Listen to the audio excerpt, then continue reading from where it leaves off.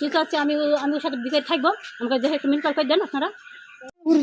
আমার স্বামী তো আমাকে নেবে না, তার ছেলে আমাকে আগে আশা দিয়েছে, বলতে ভালোবাসা সে সারা জীবন আমাকে দেখবেই করবে, ছেলে মেয়ে সংসার দায়িত্ব নেবে, খালি আপনারা মিনকাল করে দিচ্ছেন, আমি কি করবেন আপনারা দেখেন।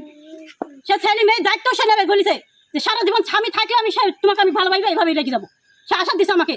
তাহলে এখন তার বিচার করতে হবে আপনারা। সংসার আছে তাই তোমাকে সেই তাহলে সে বিচারটা আপনারা করে দিচ্ছেন যে আমাকেই বলো ভাই, পাড়ার আরো লোক আছে আশা দিয়েছে, আর এখন আশা নাই সে বাড়ি গেলে হবে না সমাধান। বললাম তোমাকে এখানে আমাকে নিয়ে এসে নেই আমি আসি, ও আমাকে ভালোবাসে খানতে পেলে নিয়েছে।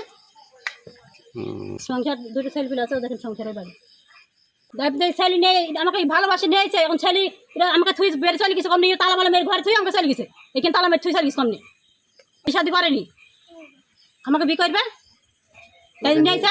না না তোমাকে নিয়ে চলেছে বলিস আশা দিতে বলতে চাইছি, হ্যাঁ না দিতে এর আগে আসতাম না। আশা দিয়েছে? হ্যাঁ সম্ভব মেলা দিনই হয়েছে, মানে 1-1.5 বছর হয়েছে সব কিছু হয়েছে, এই 1.5 বছর থেকে হয়েছে এইভাবে। ওর ঘরে হয়েছে, আমার ঘরে হয়েছে, সব ঘরে হয়েছে। ও আমাকে ডেকে নিয়েছে ঘরে।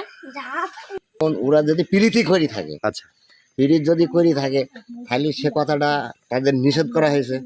যখন ধরো খারাপ লেগেছে ওকেও নিষেধ করেছে, ছেলেকেও নিষেধ করা হয়েছে। আচ্ছা পুনরায় যখন তাকে নিষেধ করার পর যদি আমার ছেলে ধরো যাকে যদি বলে যে তুমি আমার সাথে আইসো, আচ্ছা সেখানে বললাম যে তুমি তাহলে আজকে একটা কথা বলতে পারলে না, কিংবা তোমার স্বামীকেও বলতে চাইছি না যে তোমার ভাই এরকম আমাকে কথা বলছি নিষেধ করার পর, কিংবা জানটু তাহলে আমাকে বলতে যে মেজাম্মা শরীফকে দেখে নিষেধ করার পরও শরীফের কথা বলছি, তাহলে আমরা বাপ বিটা ধরি তাকে চড়াইতে হোক আর যা করে হোক যেভাবে হোক মীমাংসাটা করে ফেলতাম।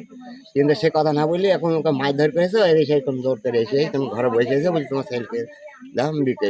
তাহলে আমি বললাম যে তাহলে ঠিক আছে, তুই পিরিত যদি করি থাকিস তাহলে তোর সংসারের দরকার তুই আমার ছেলেকে নিয়ে চলে যাবি।